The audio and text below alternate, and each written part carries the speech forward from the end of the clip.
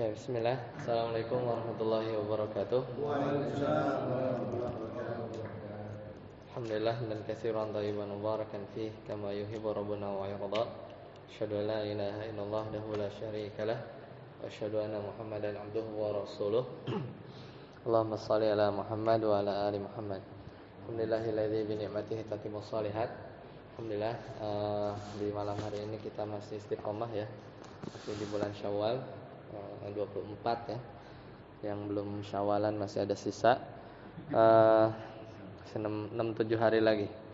Salawat serta salam semoga senantiasa tercurah kepada Nabi Muhammad SAW serta para keluarga beliau, para sahabat beliau, dan semoga kita istiqomah dalam menjalankan sunnah-sunnah beliau. Taqabbalallahu minna wa minkum ya. Sebelumnya ya, semoga amalan kita diterima di Ramadan yang lalu. Dan mudah-mudahan kita masih diberikan kesempatan untuk bisa bertemu kembali di Ramadan yang akan datang. Main di sini ini rame apa Idul Fitri atau pada kalau komplek pulang kampung kayaknya ya biasanya. Kemarin anak lebaran pas di laut ya. Tanggal 12 pulang 26 ya.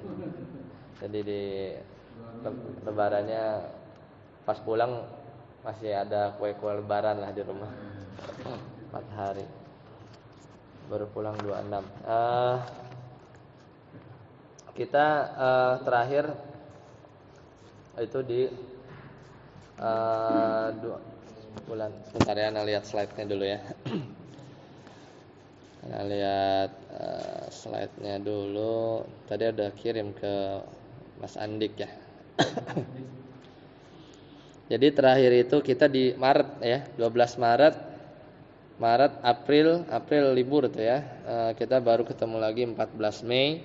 Kalau di schedule kita masuk di pertemuan ke-6 ya, yaitu di pembahasan ya menuju Fathu Mekkah, dan masuk pembahasan ketiga yaitu periode baru dalam dakwah. Kenapa? Karena di periode ini ya mulai kekuatan umat muslim itu mulai bangkit ya, mulai bangkit. Nah, di pertemuan hari ini kita mungkin pemanasan dulu aja ya.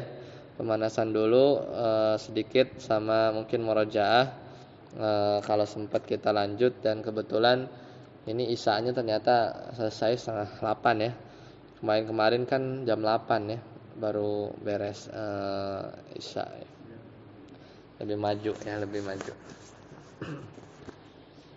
Ya baik, kita mundur sedikit ya. Jadi kemarin kita terakhir saja ya. Terakhir kita sudah bahas tentang perdamaian Hudaibiyah ya, perdamaian Hudaibiyah. Ini kalau nggak salah kita sempat di 2 pertemuan. Jadi ini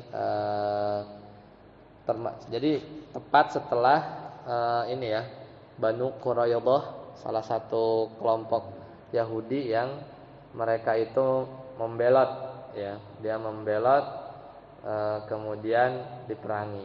Itu pasca perang Khandaq. Itu kan terakhir ya.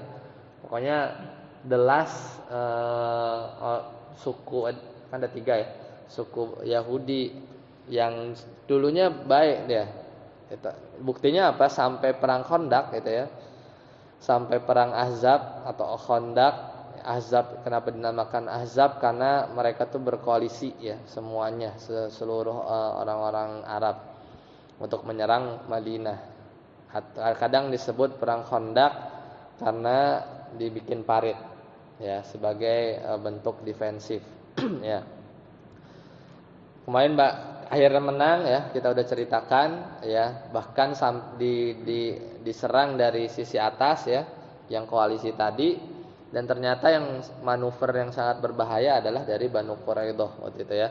Dia tiba-tiba dihasut ya sama Bani Qainuqa ya, dan yang lainnya untuk membelot dari perjanjian dengan Nabi Muhammad SAW. Jadi dia akhirnya mau nyerang ya dari sisi bawah. Jadi Madinah seolah terkepung. Nah, setelah itu barulah masuk ke perjanjian Hudaibiyah waktu itu ya. Kita udah bahas juga. Jadi alurnya ya, mudahan masih ingat. Jadi terakhir itu Hudaibiyah itu tepat sebelum itu. Tepat setelah perang dengan Banu Quraidah. Perangnya menarik. Habis beres dari perang Khandaq, baru mau istirahat ya, kata malaikat Jibril, belum kelar ya. Karena masih ada tugas untuk memerangi Banu Quraidah. Nah, baru masuk ke perjanjian Hudaibiyah. Ya, kita murojaah sedikit, mudah masih ingat. Jadi waktu itu di sekitar bulan Zulqa'dah ya. Jadi di ujung-ujung tahun ke-6. Ya, tahun 6 Hijriah. Waktu itu Rasulullah SAW mengajak para sahabat untuk melaksanakan haji, ya, hajian ya kan. Setelah berapa? 6 Hijriah berarti 6 tahun. Ya, 6 tahun Rasulullah SAW itu hijrah ke Madinah. Jadi kita aja nggak pulang kampung setahun aja udah kangen, ya kan pengen apalah, bukan setahun, 2 tahun ya, pandemi lah kan, mungkin kemarin pada yang kemarin itu kan berita itu isinya alur mudik aja kan, jarang kan, 2 tahun sebelumnya kan enggak kan, tapi mulai aja tuh ya, ada arus balik, ada ini kan, nah itu bayangin ini 6 tahun nggak pernah pulang, bahkan kisahnya lebih tragis ya, maksudnya meninggalkan kampung halaman, harta, usaha, ya kan? Gimana bahagianya atau ibaratnya satu hal yang ditunggu-tunggu ketika ternyata ada perintah atau isyarat bahwa kita akan ke Mekah. Ya. Makanya yang semangat waktu itu adalah kaum muhajirin tentunya. Kalau Ansor ya senang-senang sedih gitu kan. Kenapa? Karena antar Nabi Muhammad SAW balik lagi apa enggak gitu kan ke Madinah gitu kan, bisa jadi namanya ya ada kekhawatiran itu kan. Makanya kaum Ansor itu tidak seantusias atau senang ya, sama-sama senang karena mau umroh haji ya, tapi tidak sebagaimana orang-orang muhajirin.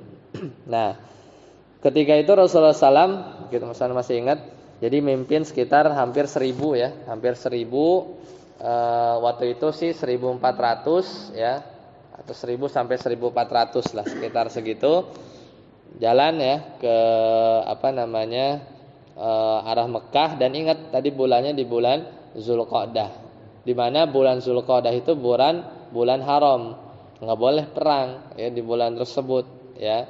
Apalagi ternyata ya, seperti kita tahu orang-orang kafir Quraisy mereka menghadang rombongan kaum muslimin menuju ke Mekah tadi ya, sebagaimana kita pernah bahas. Nah, kemudian adalah utusan-utusan ya, waktu itu kita sudah jelaskan ya, utusan satu gagal, dari mereka juga sama ya. Dari mereka juga orang kafir ketika itu ngutusnya dengan metode dengan mengutus memberikan utusan yang bukan dari orang Quraisy gitu ya. Jadi nggak mau hadapan langsung kan waktu itu. Jadi dari bani suku-suku yang sekitar Quraisy dikirim gitu kan untuk negosiasi yang nanti cikal bakalnya Hudaibiyah ini. Dari sisi kita, dari sisi kaum muslimin, Utsman bin Affan ya. Waktu itu kan sempat beliau itu jadikan utusan. Nah, yang akhirnya tembusnya itu di mana ketika dari mereka orang-orang Quraisy itu mengirim Suhail. Nah, namanya kan Suhail itu mudah gitu kan. Nah, Rasulullah SAW istilahnya berpikir positif. Wah, ini yang dikirim namanya Suhail, pasti perkaranya mudah ya, benar. Ya, akhirnya terjadi beberapa poin-poin perjanjian yang secara zahir itu seolah merugikan kaum muslimin, padahal enggak gitu kan. 2 kali kita pertemuan bahas itu ya di bulan Maret yang lalu. Ya, jadi beberapa perjanjiannya itu seolah secara zahir, atau kalau dipikir sama para sahabat ketika itu ini sangat-sangat tidak menguntungkan. Nah, Di antara poin-poin Hudaibiyah itu adalah yang jelas Rasulullah SAW pulang, ya kan? Nggak boleh melakukan hajian, ya. Tidak boleh hajian dan umroh juga tidak boleh. Nah, itu satu kekecewaan yang sangat besar. Bayangkan tadi 6 tahun, ya, sudah tinggal 20 kilo, ya. Hudaibiyah itu adalah tanah haram terjauh, ya. Jadi yang terdekat itu Tan'im, ya. Di situ ada masjid Aisyah. Jadi kalau mau ihram terdekat, ya, di situ ada kita keluar dulu. Jadi Ka'bah di tengah, itu tanah haram bentuknya nggak bulat, ya, tidak radiusnya sama. Jadi terdekat itu 6 kilo, ya, Tan'im. Situ kita harus keluar dulu. Jadi ihram itu kan mulai start harus dari tanah halal, ya, ke tanah haram. Nah, yang terjauh itu Hudaibiyah. Hudaibiyah itu sekitar 20 kilo. Jadi 20 kilo lagi nyampe gitu kan. 20 kilo lagi nyampe, tapi ternyata nggak berhasil di tahun itu. Ya, satu. Kemudian yang kedua diantaranya adalah kalau ada orang, ya, yang murtad dari kalangan orang-orang di Madinah, ya, dan dia mau kembali ke Mekah boleh. Tapi giliran ada orang-orang yang Islam dari Mekah mau ke Madinah nggak boleh, ya, harus dikembalikan. Tepat setelah di poin itu, ya, anaknya Suhail, ya, datang cucuk gitu kan, sambil diborgol dan bilang bahwa selamatkan aku, ya, aku sudah masuk Islam, ya, tapi nggak bisa, ya. Kenapa? Karena sudah kadung, udah mulai tertulis perjanjian. Kata Rasulullah SAW nego bahwa kecualikan ini, ya, nggak bisa. Ya udah, akhirnya dengan berat hati gitu kan, sampai dia berkata, ya, anaknya Suhail ini, apakah engkau tega gitu kan meninggalkan aku, ya, dan kalau aku kembali bisa jadi aku murtad lagi gitu kan. Nah, di situ emosi para sahabat sudah mulai panas gitu kan. Tapi ternyata nanti kan di akhirnya dia akan bisa juga ke Madinah, ya, dengan skenario yang lain. Ya. Nah, kemudian itu secara zahir sangat tidak menguntungkan, ya. Kemudian singkat cerita kan akhirnya kaum muslimin pulang, ya, kembali lagi. Ya, dan diantara kisah yang sering diulang-ulang atau ibrohnya adalah Hudaibiyah itu justru sebenarnya dia wahyu, ya, wahyu. Karena di Hudaibiyah itu turunlah surat Inna laka fatham mubina, ya, sungguhnya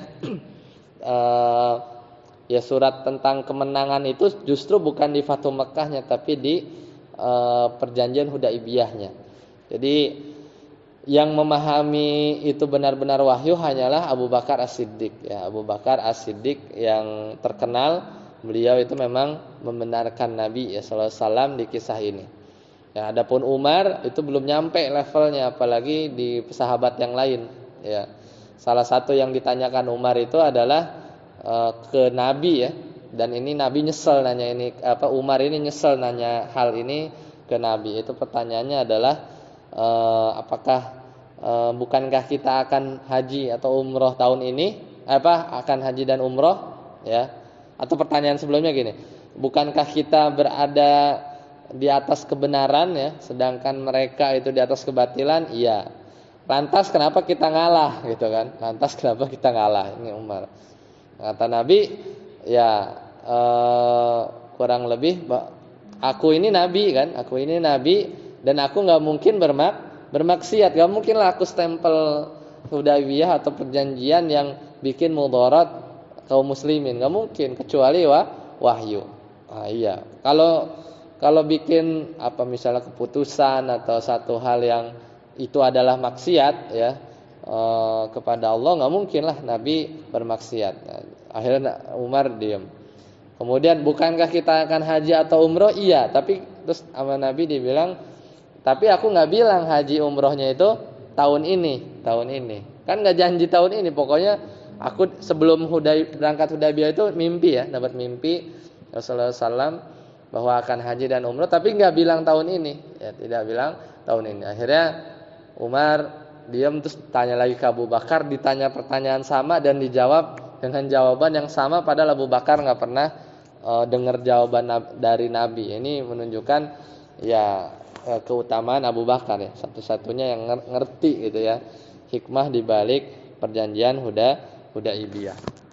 Nah, kemudian banyaklah yang terjadi yang udah kita jelaskan, yang tadinya nggak boleh ya, akhirnya yang tadi ini kabur ya, berhasil kabur sampai Madinah, nggak bisa ditolak ya, nggak bisa karena kalau apa namanya, kalau diiyakan jadinya nanti batal perjanjiannya ya.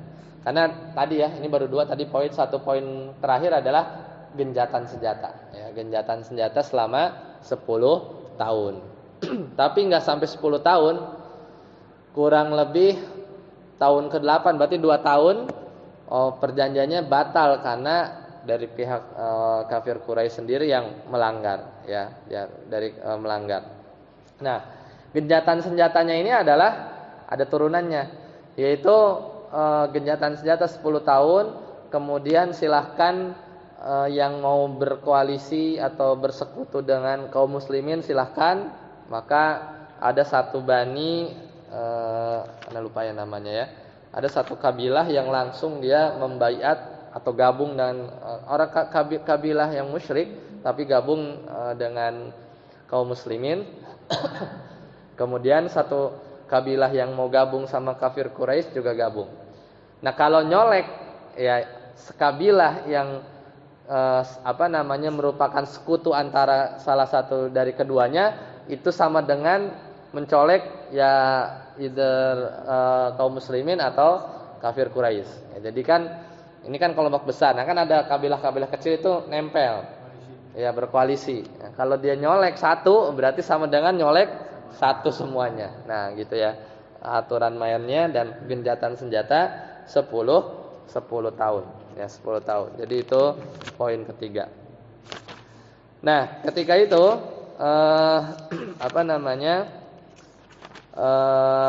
mulailah berjalan ya 1 tahun, dan disinilah hikmahnya mulai kelihatan ya. Hikmah pertama ya yang kita ulang lagi ya. Jadi dakwah di di masa genjatan senjata lebih efektif ya, lebih efektif.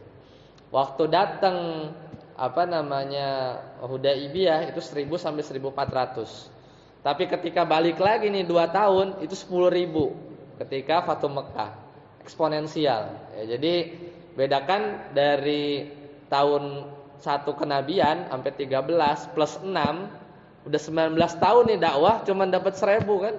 Nah, tapi 2 tahun tidak genjatan senjata itu masif ya, sampai 10.000. Nah, ini menang. Ini yang disebut Fathan Mubina. Ya, Fathah Mubina. Jadi Hudaybiyah itu tuh menang sebenarnya.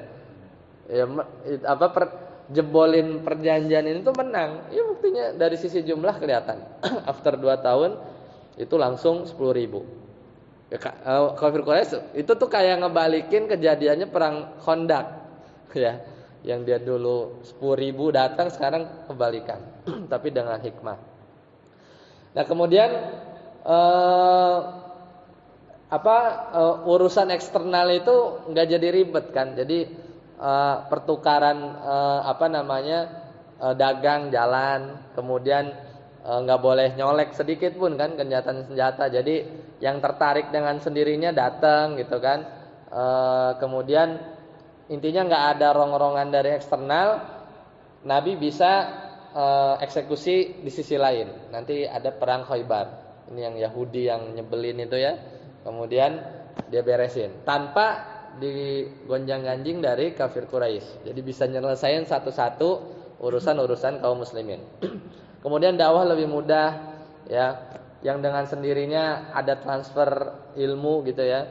Baik dari kan mau belajar. Jadi belajar dalam kondisi aman kan lebih nyaman ya, lebih nyaman. Akhirnya di situ menang. Kemudian yang kedua, apa namanya, boleh umroh, ya kan? Di antara poin perjanjiannya itu kan boleh balik tahun depan, kasih waktu 3 hari, dan kejadian tahun depannya balik dan bisa umroh, ya umroh itu 3 hari. Jadi 3 hari, pas 3 hari Nabi sempat nego mau hari keempat, hari kelima, ya hari keenam, tapi nggak boleh. Dan kalau nggak salah di peristiwa itu beliau sempat nikah, ya, kalau nggak salah dengan Maimunah atau siapa gitu, ya, anak lupa, salah satu istri Nabi.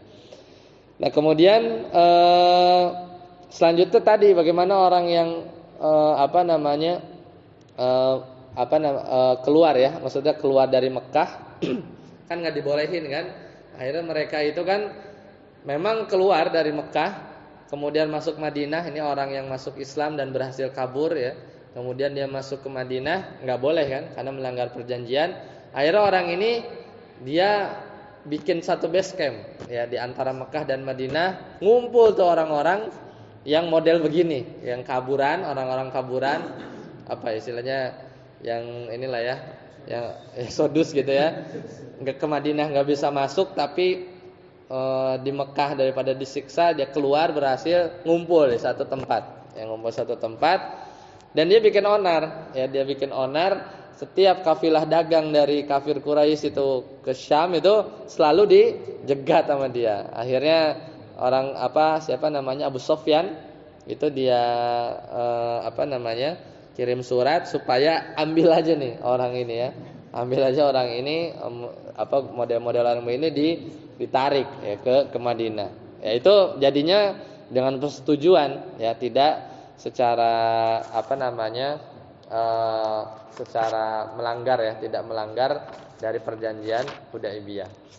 Nah, jadi akhirnya ya itulah bertambah kekuatan dari kaum muslimin, yaitu di Hudaibiyah. Mudah masih ingat. Nah, setelah itu barulah Rasulullah SAW bisa fokus, ya, menyebarkan Islam, baik di perkuatan di sisi Madinah tanpa ada ancaman, ya, kan udah capek juga perang. Dan sebenarnya kalau waktu Hudaibiyah perang pun bisa menang. Umar tuh udah melihat, karena orang kafir Quraisy itu sudah kelelahan, ya, maksudnya sudah udah tidak dalam kondisi terbaik setelah kalah dari perang Ahzab, ya kan. Itu kan istilahnya pulang dana modal besar, ngumpulin koalisi sejagat Arab gitu kan. Pulang bawa kabar malu kan ditunggu-tunggu. 10.000 masa nggak menang, ya kan, nanggung malu, beban psikologis, pokoknya lagi jatuh lah. Ya, tapi masih aja dia ya jual mahal kan. Akhirnya nggak boleh masuk ke Mekah ketika itu. Jadi kalaupun seandainya perang, ya, Nabi juga waktu Hudaibiyah itu nggak bawa persenjataan perang, ya, hanya persenjataan orang-orang safar, ya, orang-orang safar. Jadi seadanya dan dimasukin ke sarungnya pedangnya gitu, nggak terbuka. Nah, kemudian yang menarik juga di antara hikmahnya, ketika perjanjian itu diteken, ya, terlepas itu adalah satu kemenangan sendiri, itu kalau bahasa kitanya itu tuh legitimasi bahwa Madinah itu diakui, dengan ibarat itu presidennya itu Nabi Muhammad SAW. Kalau nggak diakui, nggak mungkin lah mau bikin perjanjian, ya kan. Jadi kayak udah dianggap itu tuh negara tersendiri, ya, makanya istilahnya G2G gitu kan, udah dianggap setara kan, satu negara di Mekah sendiri sama Madinah. Kalau namanya perjanjian seperti itu nggak mungkin lah, dia hanya perorangan, ya, perlu distempel gitu kan. Jadi itu secara de facto udah ngakuin, ya, eksistensi dari Madinah itu sendiri. Nah itulah. Jadi sebenarnya menangnya itu banyak, ya, hikmah, dan itu yang baru paham mungkin baru setelahnya, ya. Sedangkan yang baru paham di awal hanya Abu Bakar ya ketika itu. Ada satu buku ya, segini juga kalau nggak salah tebalnya, itu bahas Hudaibiyah aja. Ya dikasih, apalagi nih mau tahun politik nih kan, panas nih kan. Nah ini harus baca itu ya, siasah Islamiyah. Ya. Baik. Nah kemudian setelah perdamaian Hudaibiyah itu Rasulullah SAW mulai ngutus ya berbagai utusan ke mana, ke kerajaan-kerajaan. Jadi kan Madinah itu kan rada utara ya. Jadi di bawah istilahnya arah selatan itu udah aman gitu kan, nggak ada serangan dari Mekah. Tinggal ke atas. Ke atas ini ya ke Syam, ke Romawi, tapi ngelewatin Khaybar dulu ya. Yang kalau Bani Quraidah udah dihabisin ya, dia salah satu hukumannya itu karena membelotnya itu di masa genting ya, waktu perang Khandaq akhirnya hukuman mereka dihabisin ya. Yang di antara cara milihnya itu apa? Yang balik ya dieksekusi, yang nggak balik itu jadi budak gitu kan. Sampai caranya mungkin kalau bingung dilihat ya apakah dia tumbuh bulu kemaluan atau tidak gitu kan, baru seperti itu. Itu sesuai yang memang Allah inginkan atas ijtihad atau kesimpulan Sa'ad bin Mu'adz. Sa'ad bin Mu'adz itu pimpinan kaum Ansor ya, yang dulu ketika kaum Ansor itu dari suku Aus dan Khadraj ya, itu Sa'ad bin Mu'adz kalau nggak salah dari suku Aus. Memang beliau kan suku Aus dan Khadraj antara dua ini bersekutu kepada salah satu dari tiga kan. Nah, giliran suku Aus ini sekutunya Bani Quraidah. Kalau yang dua sekutu ini itu suku Khadraj. Dan dia suka perang, itu beli senjatanya sama orang Yahudi. Itu kayak zaman sekarang ya, dibayang-bayangin. Ya kan? Mirip kan? Ini support ini, yang berantemnya mah yang mana gitu kan? Kayak gitu kan. Mirip lah. Allah alam ya, orang Yahudi ini kayaknya berulang sejarahnya gitu kan. Nah, makanya ya untuk penghukuman mereka bagi Bani Quraidah itu diserahkan kepada Sa'ad bin Mu'adz. Sa'ad bin Mu'adz mau diapain nih gitu ya, suku Bani Quraidah gitu ya. Akhirnya dieksekusi. Akhirnya, dan itu memang sesuai yang Nabi dan Allah inginkan ya, istihadnya beliau. Ya. Baru jadi di antara 6 sampai 8 itu pesat ya. Jumlah yang masuk Islam, ekspansi, kirim surat ya ke Heraklius di Romawi, kemudian Kisra di Persia, kemudian Mesir ya, bukan Firaun atau Al-Aziz ya, tapi dulu itu Muqawqis ya, itu istilahnya pemimpinnya Mesir. Najasyi ya, ini di mana, nyebrang laut ya, di Ethiopia ya, Habasyah. Kemudian Persia juga ke bawah ke arah Yaman ya. Jadi itu diantara yang dikirim-kirim utusan. Jadi makin de facto-nya itu makin dikuatkan ya dengan kirim-kirim surat ya, Nah, kemudian juga setelah Hudaibiyah itu juga banyak, atau di 2 tahun itu 6 sampai 8 Hijriah itu banyak pembesar Quraisy yang masuk Islam dengan sendirinya ya. Karena hidayah dari Allah, misal Khalid bin Walid ya. Kemudian tadi ya Abu Bashir, putranya Suhail bin Amr tadi tuh yang datang dia sambil diborgol ya.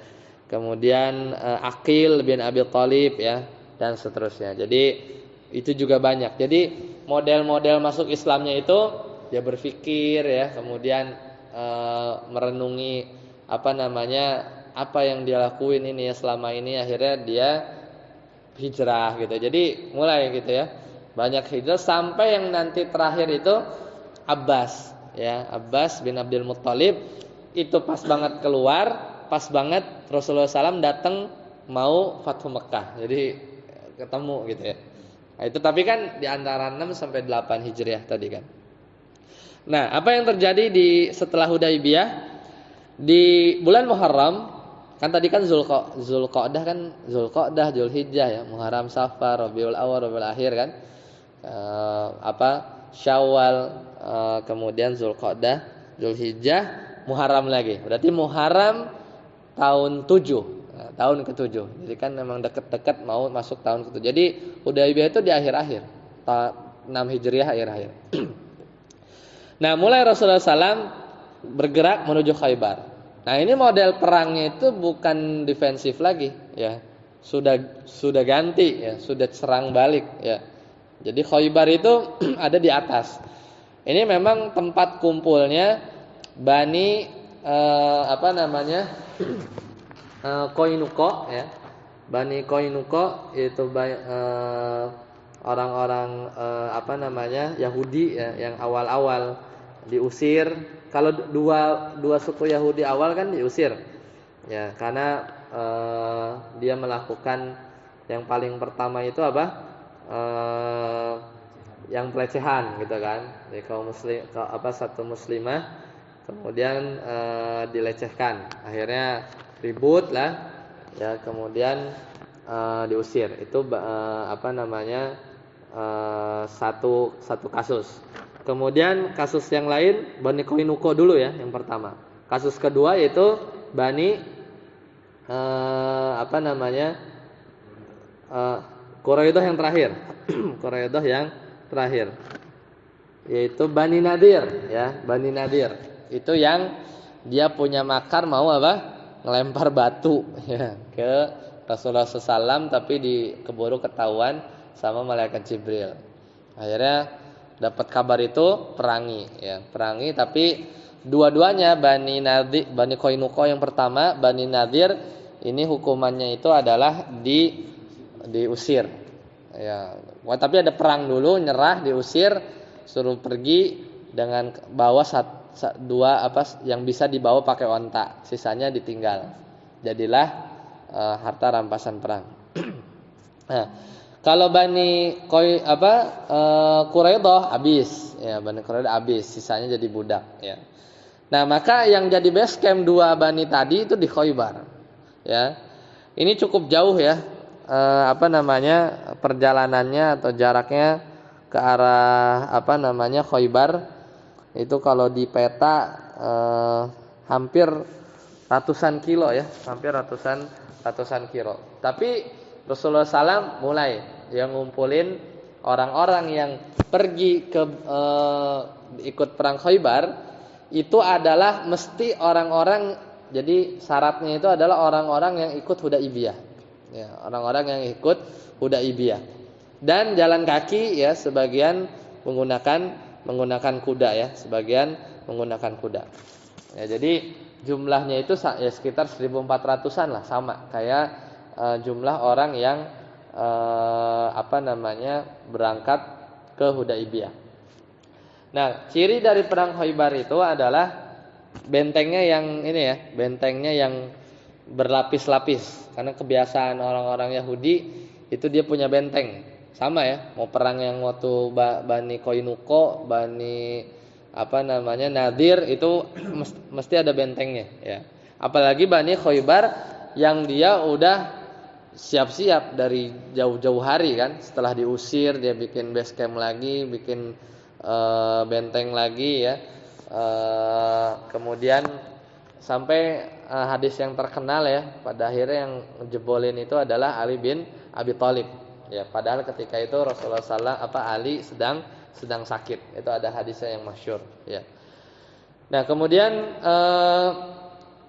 ciri penyerangannya waktu itu beliau datang setelah sampai di Khaybar ya di pagi hari ya, di pagi hari berarti ini serangannya secara tiba-tiba ya. Ketika dicek nggak ada suara azan ya, baru ya beliau Rasulullah SAW menyerang. Ketika itu petani kan mereka ini ya terkenal dengan teknologi pertaniannya. Ya, orang-orang Yahudi itu baru mau mulai kerja ya ke ladang-ladang mereka ya, tiba-tiba diserang. Ya, jadi memang langsung kocar kacir ya. Kata Rasulullah SAW bersabda ya di hadis Bukhari dan Muslim ya, Ketika mulai menyerang kata beliau, Allahu Akbar, kharabat Khaybar. Ya, kata Allah Maha Besar, kharabat Khaybar. Ya, hancurlah Khaybar. Kata Nabi SAW, Inna idza nazalna bisahati qaumin fasa asabahul mundarin. Ya, kata bila kami tiba ya di pagi hari ya pada satu kaum, maka pagi hari tersebut orang-orang akan ya bernasib buruk gitu ya. Jadi maksudnya ini kan nakut-nakutin ya, nakut-nakutin ya sehingga mereka kocar-kacir. Nah, ketika perang Khaybar yang megang panji itu adalah Abu Bakar, ya Abu Bakar As-Siddiq. Ya, tapi ketika dipegang sama Abu Bakar, benteng belum bisa tembus. Ya, benteng belum bisa tembus. Bentengnya itu ada banyak ya. Kalau di slide antum bisa lihat di slide ke-18 ya. Ada benteng Naim ya. Ada benteng Ashab ya. Sampai sekitar 7 8 ya.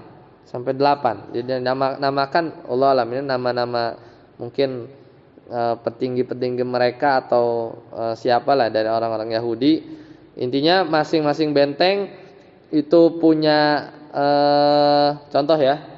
Kalau di sini lihat di tabelnya, karena ringkaskan ya, benteng Naim ya. Ini isinya pembesar ya. Jumlahnya sampai 1000 ya.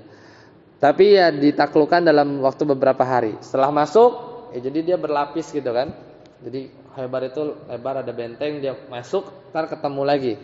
Kemudian ada benteng Ashab ya. Ini juga sama berhari-hari ya.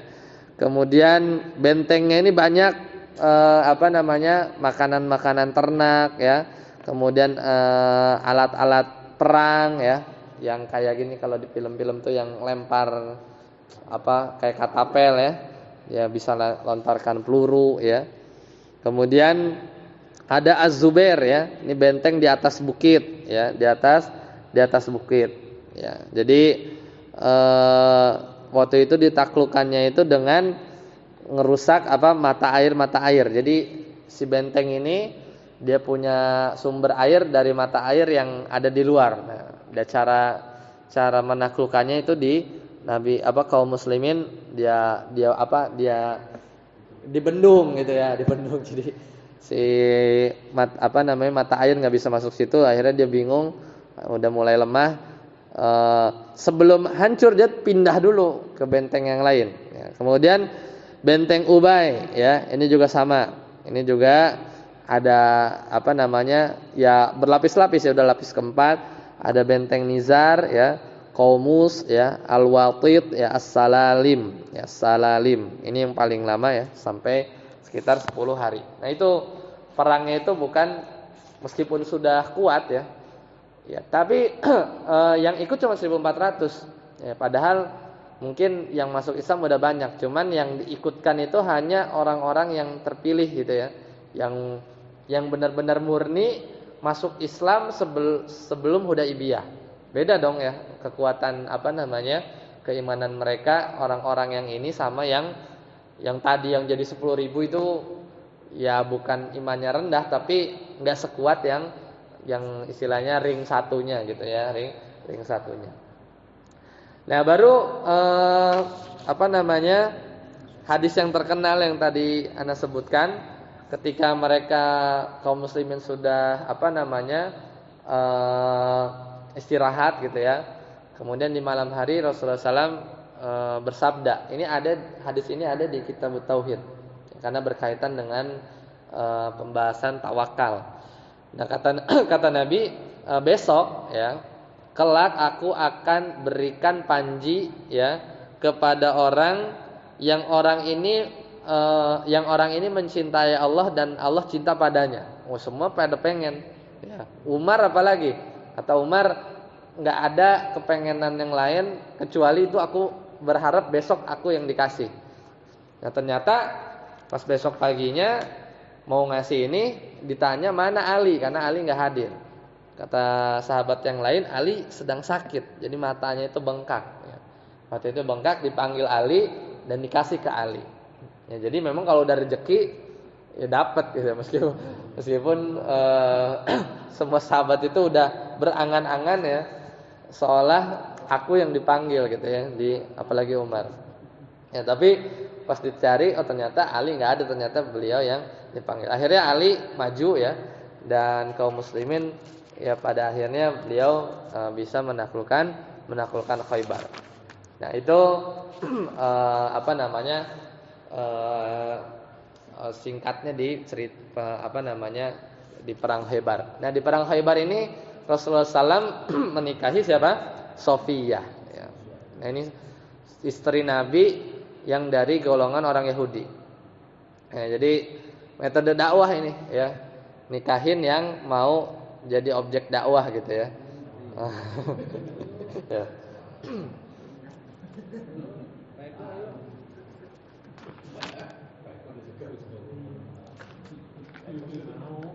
Banyak ini apa? Ya beberapa apa namanya ustadz gitu kadang mau nembusin satu daerah gitu ya, yang sulit mungkin ada penolakan, akhirnya dapat istri orang situ, akhirnya diterima gitu ya. Nah, Sofiyah binti Huyai bin Akhtab. Nah, Huyai bin Akhtab ini gembongnya ana lupa, entah dari Bani Koinuko atau Bani Nadir ya. Intinya dia ini nih yang kerok, yang menghasut Bani Quraidah tadi tuh supaya membelot ketika perang Khandaq. Ini bapaknya Sofiyah, pemimpin Yahudi di Khaybar, tetuanya mereka dari kalangan di Khaybar. Dan Rasulullah SAW ini yang jadi tawanan dan dinikahi ya, Sofiyah binti Huyai bin Akhtab. Dan diledek kan ya, sampai ya antar istri Nabi gitu yang cemburu atau apa gitu ya, kamu ini orang Yahudi gitu, kalau nggak salah kata Aisyah atau apa gitu ya. Ya jadi apa namanya, tapi Rasulullah SAW ketika itu marah ya, ketika mereka saling ribut. Nah akhirnya pulang dan banyak bawa harta rampasan perang. Nah ketika perjalanan pulang, nah ternyata ada kejadian yang Nabi itu sampai menyebutkan begini, aku tuh bingung harus seneng sama yang mana, menang dari perang Khaybar apa melihat Ja'far bin Abi Thalib itu pulang dari Habasyah. Ya, jadi pas pulang juga ini ada kejadian lagi di Madinah, kan nggak ikut perang nih, 1400 ini bukan orang munafik, orang kan nggak ikut Hudaybiyah. Habis dari Hudaybiyah langsung belok ke Khaybar. Jadi yang di Madinah ini ada orang muslimnya tapi ada orang munafiknya. Itulah yang kita kenal, mereka tuh bikin Masjid Diror. Tahu kan? Surat apa tuh? Masjid Diror ya. Al-Baqarah kalau nggak salah ya. Yang dia bikin masjid dalam rangka untuk memecah belah kaum muslimin. Waktu itu pengen diresmiin sebelum harapannya sebelum Rasulullah SAW berangkat ya, tapi nggak jadi ya, dan harapannya ketika Rasulullah pulang ke Madinah sambil lewat ke masjid ini dan diresmiin secara formal gitu ya, tapi akhirnya Allah ngasih tahu ya bahwa jangan sholat di sana. Nah ketika perjalanan pulang tadi ada kejadian lain, yaitu Ja'far bin Abi Thalib itu balik dari Habasyah.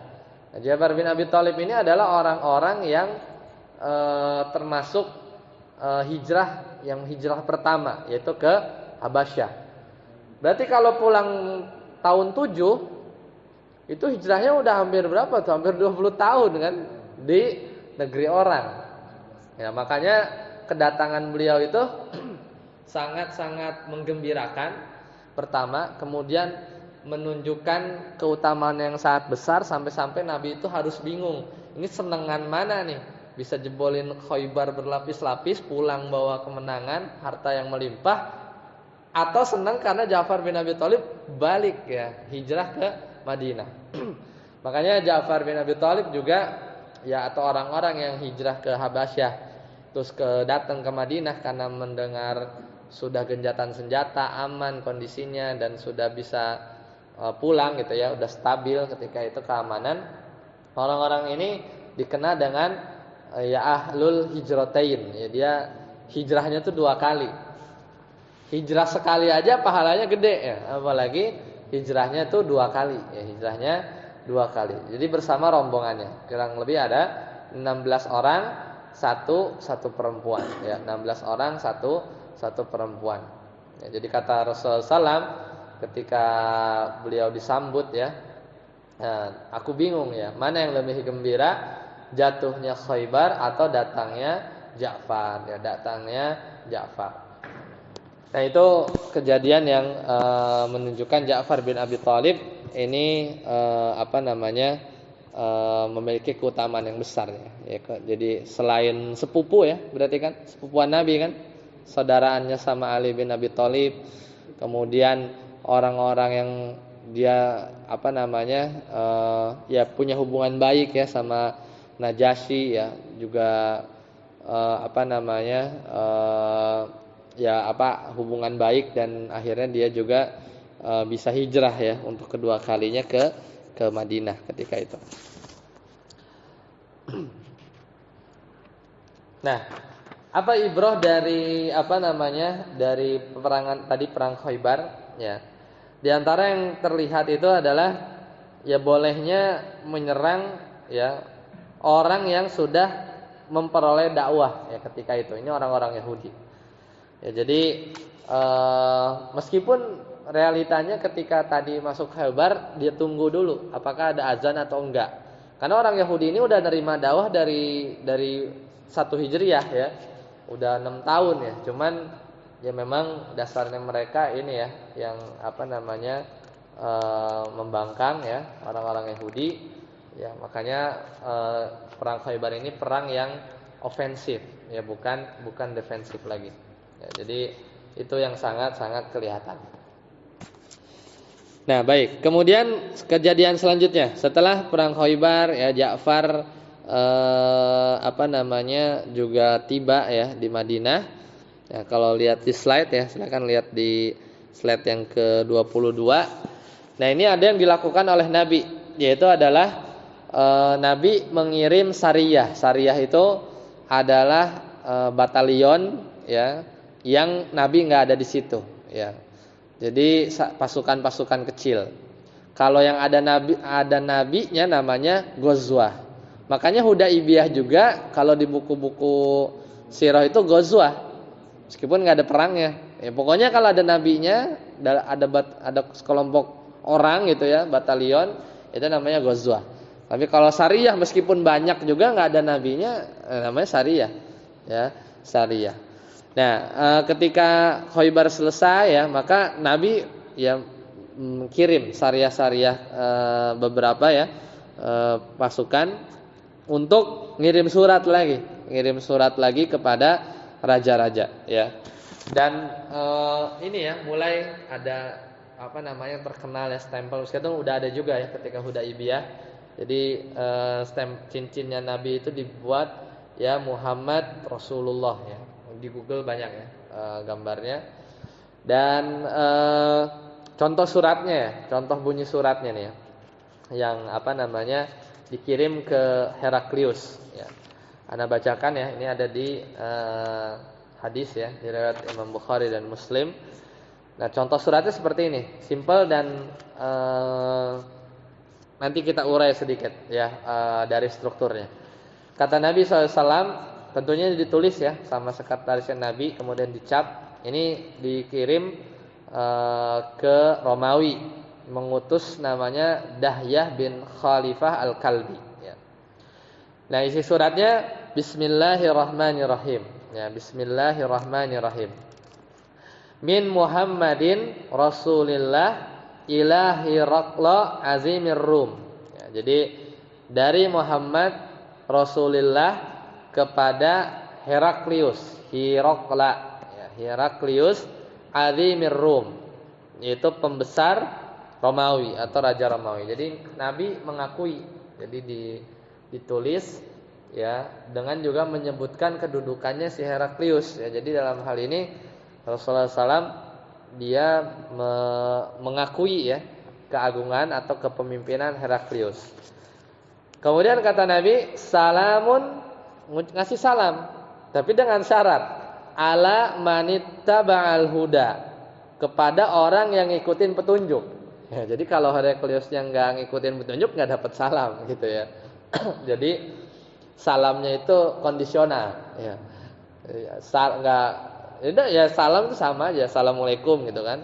Cuman salamun ala manittaba'al huda gitu, kepada orang yang ngikutin petunjuk. Jadi ntar dulu ya, ntar dulu. Amma ba'du. Ya, amma ba'du. Amma ba'du ini dia itu uslub dalam bahasa Arab yang fungsinya untuk membalik dari pembuka ke isi gitu ya. Amma ba'du ya, itu biasa ya di khutbah-khutbah.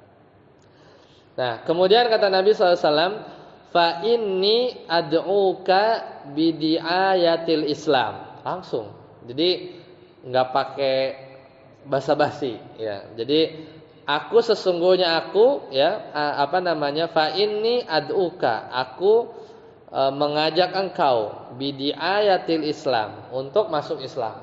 Jadi langsung. Nggak ada basa-basi di awal-awal. Kemudian aslim taslam fil amr ya. Aslama yuslimu islaman ya, muslimun muslamun aslim. Aslim masuk Islamlah. Taslam engkau akan selamat ya. Wa aslim yu'tikallahu ajroka marratain. Baru kasih busyra, kabar gembira.